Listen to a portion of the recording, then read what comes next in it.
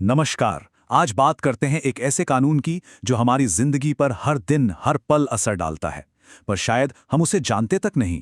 जी हाँ, हम बात कर रहे हैं प्रशासनिक कानून की, यानी सरकार की अपनी रूल बुक की। पर एक मिनट, सबसे बड़ा सवाल तो ये है कि इन नियम बनाने वालों पर नियम कौन बनाएगा? मतलब जो रेगुलेटर्स हैं, उन्हें कौन रेगुलेट करेगा? जब सरकार इतनी पावरफुल एजेंसीज बना देती है, तो उन्हें भी तो कोई कंट्रोल करने वाला चाहिए, है ना? बस यही सवाल आज हमारी पूरी बातचीत का सेंटर पॉइंट है। तो आखिर ये प्रशासनिक कानून है क्या भला? देखिए, बिल्कुल सीधे साधे शब्दों में कहें तो ये वो कानून है जो सरकार की अपनी एजेंसीज, मतलब जो उसके अलग अलग डिपार्टमेंट्स हैं, उनके कामकाज को कंट्रोल करता है। जैसे वो नियम कैसे बनाएंगी, फैसले कैसे सुनाएंगी और उन्हें लागू कैसे करेंगी। समझिए, ये सरकारी एजेंसीज के लिए एक ऑफिशियल गाइड बुक है। तो आज के इस चर्चा में हम क्या क्या देखने वाले हैं? सबसे पहले तो यही समझेंगे कि ये प्रशासनिक कानून असल में है क्या। फिर सरकार पर नजर रखने के दो जो सबसे बड़े तरीके हैं दुनिया में, सिविल लॉ और कॉमन लॉ, उन पे बात करेंगे। और आखिर में ये भी जानेंगे कि भाई ये सब जानना हमारे लिए जरूरी क्यों है। चलिए, तो अब जरा गहराई में उतरते हैं। ये जो प्रशासनिक कानून है ना, ये मॉडर्न सरकार का एक तरह का अदृश्य ढांचा है, एक इनविजिबल फ्रेमवर्क जो सब कुछ अपनी जगह पर बनाए रखता है। हुआ ये कि 20वीं सदी में सरकारें बहुत बड़ी हो गई, बहुत फैल गईं। समाज और इकोनॉमी को चलाने के लिए ढेरों नई नई एजेंसियां बन गईं, और जैसे जैसे ये एजेंसियां बढ़ीं, वैसे वैसे इस कानून का दायरा भी बढ़ता ही चला गया। और इसका असर कहाँ कहाँ देखने को मिलता है? अरे आप बस नाम लीजिए। इंटरनेशनल ट्रेड हो, मैन्युफैक्चरिंग हो, पर्यावरण को बचाने के नियम हो, टैक्स, ब्रॉडकास्टिंग, इमिग्रेशन, ट्रांसपोर्ट, यहाँ तक कि खेती किसानी भी। इन सभी एरियाज को रेगुलेट करने का काम प्रशासनिक कानून ही करता है। अच्छा, तो यहीं से एक बड़ा सवाल उठता है और निगरानी की दो अलग अलग दुनियाएं सामने आती हैं। देखिए, असली चैलेंज क्या है? चैलेंज है बैलेंस बनाने का। एक तरफ तो इन पावरफुल सरकारी एजेंसियों को काम करने की आज़ादी देनी है, और दूसरी तरफ ये भी पक्का करना है कि वो अपनी पावर का गलत इस्तेमाल ना करें, कि वो सबके साथ बराबरी का बर्ताव करें।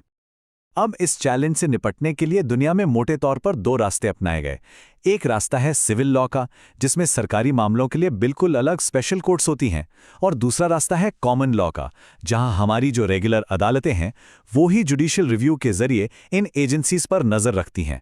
ये सिर्फ दो सिस्टम नहीं हैं, बल्कि ये जवाबदेही तय करने की दो अलग अलग फिलॉसफीज हैं। चलिए पहले इस सिविल लॉ वाले रास्ते को समझते हैं। इसके पीछे की सोच बड़ी सिंपल है। वो ये कि सरकार और एक आम नागरिक के बीच का झगड़ा दो आम नागरिकों के झगड़े जैसा नहीं हो सकता। ये अलग मामला है, तो इसके लिए एक अलग डेडिकेटेड सिस्टम भी होना चाहिए। और इसी सोच के साथ ज्यादातर देशों ने स्पेशल कोर्ट्स बनाए हैं। इसका सबसे क्लासिक एग्जाम्पल है फ्रांस और उसकी कौंसिल d'état, मतलब काउंसिल ऑफ स्टेट। ये एडमिनिस्ट्रेटिव मामलों में सबसे बड़ी अदालत है। और मजे की बात यह है कि यह संस्था दो काम करती है। एक तरफ तो यह सरकार को सलाह देती है, और दूसरी तरफ जब सरकार के किसी फैसले को कोई चुनौती देता है तो ये एक जज की तरह बैठकर फैसला भी सुनाती है। फ्रांस का यह मॉडल इतना सफल रहा कि बेल्जियम, ग्रीस, तुर्की, इन सब देशों ने भी इसे अपनाया। और जानते हैं सबसे दिलचस्प बात क्या है? फ्रांस में फेयरनेस के, मतलब निष्पक्षता के कई बुनियादी सिद्धांत संसद ने नहीं बनाए, बल्कि इन्हीं एडमिनिस्ट्रेटिव कोर्ट्स ने अपने फैसलों से धीरे धीरे बनाए हैं। जैसे कि सबको फेयर ट्रायल का हक है, सरकार के किसी भी फैसले को चैलेंज करने का हक है, सरकारी नौकरियों में सबको बराबर मौका मिलना चाहिए। ये सब इन कोर्ट्स की देन है। अब जर्मनी का एक बहुत ही पावरफुल कॉन्सेप्ट देखते हैं, प्रोपोर्शनैलिटी का सिद्धांत। ये एक तरह का 3 स्टेप टेस्ट है जिससे अदालतें सरकार के किसी भी एक्शन को परखती हैं। वो 3 सवाल पूछती हैं। पहला सवाल सूटेबल है, मतलब जो मकसद है क्या ये एक्शन उसे पूरा करने के लिए सही है। दूसरा नेसेसरी है, मतलब क्या इससे कम दखलंदाजी वाला कोई और रास्ता नहीं था। और तीसरा और सबसे जरूरी एप्रोप्रिएट है, मतलब क्या इससे जो फायदा हो रहा है वो किसी व्यक्ति के अधिकारों पर पड़ने वाले असर से ज्यादा बड़ा है। तो ये तो हुआ सिविल लॉ वाला रास्ता। अब चलते हैं दूसरे रास्ते पर, कॉमन लॉ सिस्टम। यहाँ की फिलॉसफी, जैसा मैंने कहा, बिल्कुल अलग है। यह माना जाता है कि भाई कानून तो सबके लिए बराबर है, चाहे वो आम आदमी हो या खुद सरकार। तो फिर सरकारी एजेंसी के फैसलों की जांच के लिए अलग कोर्ट क्यों? जो हमारी रेगुलर अदालतें हैं वही ये काम करेंगी। और इस सिस्टम का जो दिल है वो है जुडिशियल रिव्यू, यानी न्यायिक समीक्षा।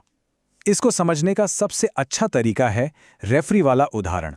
अदालत यहाँ एक रेफरी की तरह है। उसका काम ये नहीं है कि वो गेम को दोबारा खेलें और खुद गोल करें। नहीं, उसका काम सिर्फ ये देखना है कि गेम नियमों के हिसाब से खेला गया या नहीं। मतलब अदालत ये नहीं देखती कि फैसला सही था या गलत, बल्कि ये देखती है कि फैसला लेने का तरीका कानूनी और फेयर था या नहीं। अमेरिका इसका एक बहुत बड़ा उदाहरण है। वहाँ ये कानून कैसे बना, इसकी कहानी भी बड़ी इंटरेस्टिंग है। हुआ ये कि सरकार की ताकत बहुत तेज़ी से बढ़ रही थी, खासकर 1930 के दशक में, जब ग्रेट डिप्रेशन से लड़ने के लिए न्यू डील के तहत बहुत सारी नई नई सरकारी एजेंसियां बनाई गईं। तब जाकर लोगों को लगा कि अरे, इन एजेंसियों की पावर को कंट्रोल करने के लिए कोई एक स्टैंडर्ड कानून तो होना चाहिए। और इसी ज़रूरत से 1946 में जन्म हुआ एडमिनिस्ट्रेटिव प्रोसीजर एक्ट, यानी एपीए का। और ये जो एपीए कानून है ना, ये अदालतों को एक बहुत बड़ी ताकत देता है। ये कहता है कि कोर्ट किसी भी सरकारी एजेंसी के एक्शन को खारिज कर सकती है, अगर वो एक्शन मनमाना हो, मनमौजी हो या फिर सीधे सीधे कानून के खिलाफ हो।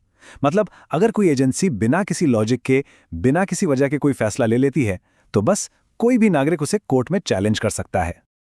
तो अब तक हमने दो अलग अलग रास्ते देखे, सिविल लॉ का और कॉमन लॉ का। रास्ते भले ही अलग हों, पर जैसा मैंने पहले कहा, मंजिल दोनों की एक ही है। चलिए अब इन दोनों को एक साथ रखकर देखते हैं कि हमने क्या क्या मुख्य बातें समझी। ये टेबल देखिए, सब कुछ एकदम साफ हो जाएगा। सिविल लॉ सिस्टम में आपको मिलेंगी स्पेशल एडमिनिस्ट्रेटिव कोर्ट्स। यहाँ के जज भी इन मामलों के एक्सपर्ट होते हैं। दूसरी तरफ कॉमन लॉ सिस्टम में हमारी जनरल कोर्ट्स ही जुडिशियल रिव्यू करती हैं। सिविल लॉ का सबसे बड़ा एग्जाम्पल है फ्रांस का काउंसिल डेटा, तो कॉमन लॉ का प्रतीक है अमेरिका का एडमिनिस्ट्रेटिव प्रोसीजर एक्ट। लेकिन इन सारे अंतरों के बावजूद सबसे जरूरी बात जो याद रखने वाली है वो ये है कि दोनों का मकसद, दोनों का अल्टीमेट गोल एक ही है, रूल ऑफ लॉ को बनाए रखना और सरकार को जवाबदेह बनाना। ये दोनों ही सिस्टम इसलिए बनाए गए हैं ताकि ये पक्का किया जा सके कि पावर का गलत इस्तेमाल ना हो और सरकार भी हमेशा कानून के दायरे में ही काम करे। और इसी के साथ हम आज की बातचीत के आखिर में एक बहुत बड़े सवाल पर आकर रुकते हैं। आज की दुनिया इतनी कॉम्प्लेक्स हो गई है, तो ऐसे में एक असरदार, इफेक्टिव सरकार और हम सबके व्यक्तिगत अधिकारों के बीच एक सही बैलेंस कैसे बनाया जाए, ये एक ऐसा सवाल है, एक ऐसा चैलेंज है जिसका जवाब प्रशासनिक कानून हमेशा ढूंढता रहेगा।